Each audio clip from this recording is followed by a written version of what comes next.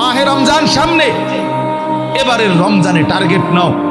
30 দিনের রোজার মাধ্যমে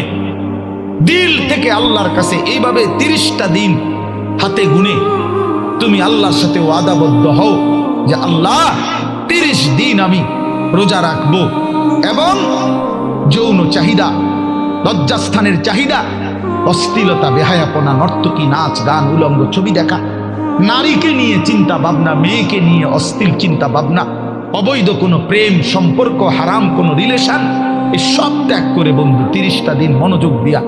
রোজা রাখো, তারাবি পড়ো, ইফতার করো, সাহারি করো, তাসবিহ পড়ো, তেলাওয়াত করো, কোনো আলেমে দ্বীনের সাথে উঠা বসা করো,